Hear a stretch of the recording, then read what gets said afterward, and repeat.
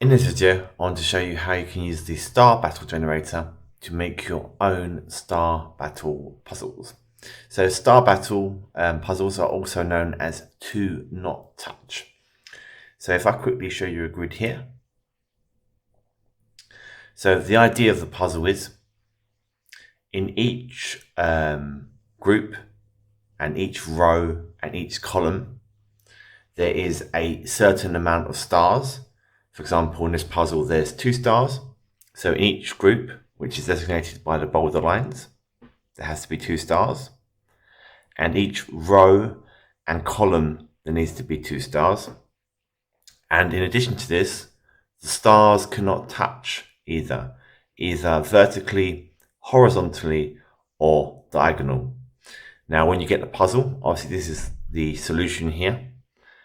You'll have a blank grid, and then you'll have to place the stars on following the rules that I just said. So, how to generate your own ones. So, over here, our first option is for our grid size. So, we can go all the way from 4 up to 30, but the larger the grid, it will take a very, very long time to generate. So anything above 12 or 13, because of the way it generates the puzzles, will take a very long time. So do bear that in mind when you're using the software. After this, we can choose the amount of stars that we want in our puzzle. For example, here we've got 2. And how this works is each grid size, so 4 means you can only place up to 1, 8 up to 2, 12 up to 3, and so on. So each jump of 4 allows you to place another star in the grid if you wish. Let's go back to 8 and 2. Now the next option here is whether you want to force unique stars. So what this means is, basically, we have our stars here like this, but it is possible to have the same stars again, but with the grid split in a different way for the groups. So if you want to have unique positioning for each stars, so that it's not identical with only different groups, tick this. So the best way I can explain it is, for example, obviously if you had the stars in the same position for multiple puzzles in a row, which might happen if you untick this, that would obviously not be a great experience if you're creating a puzzle book and the person who's filling in the puzzles finds out that actually they can put the stars in the same position in each puzzle, and the only thing is different is the grouping. So generally you want to leave this ticked. Now after this, we can choose how many we want to create. You can put any number in here. The starting sequence number, so with 0 it will create puzzle 0, solution 0, then 1, 2, 3, and so on. You can put any number you want in here.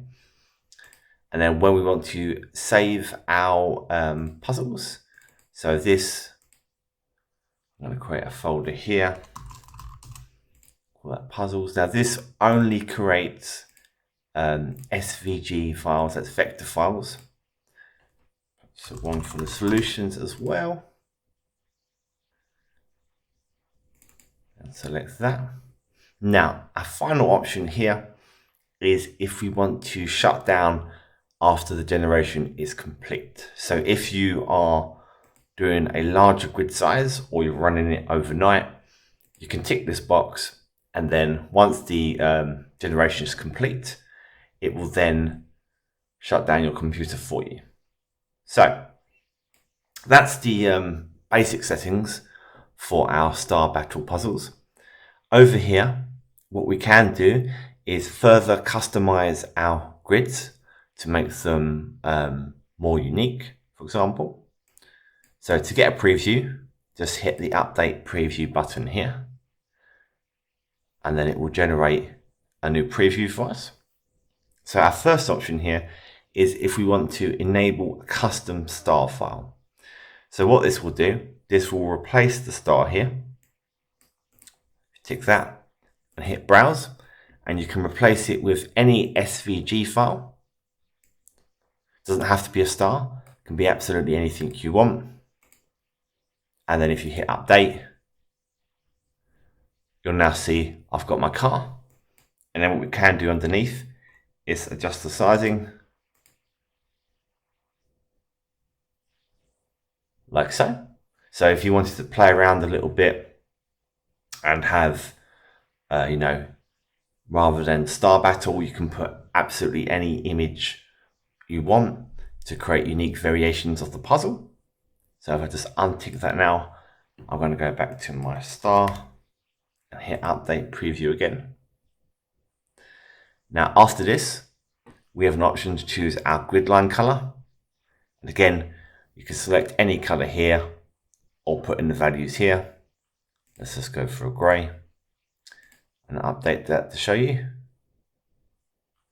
Now my grid lines here are gray, which then makes the grouping stand out more. After this, we can choose our group line color.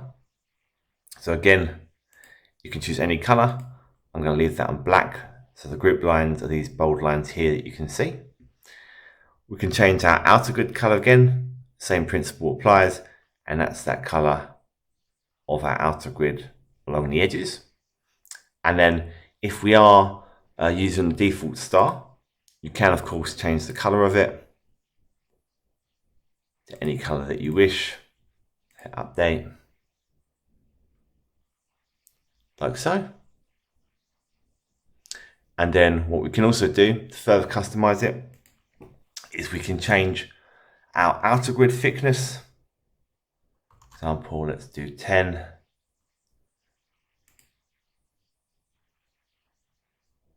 And our grid line thickness, let's make that 0.5. And then our group thickness, let's ramp that right up, like so. Let's go back to black, and there. And then, once you've got your desired settings, hit the generate button, and then it will create the puzzles to your specification. So let's just do this quickly. Hit generate. And then you'll get a little progress bar like this appear. And then you can, of course, if it's taking too long or you wish, you can hit the cancel button and that will stop the generation. There we go. So now if I go into my puzzles here,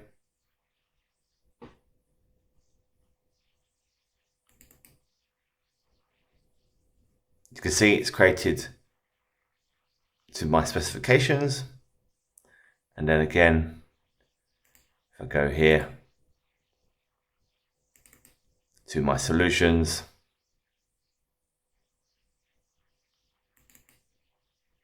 again, you can see I have my stars. So I hope this quick introduction video to the Star Battle Generator helps you. Thank you for watching.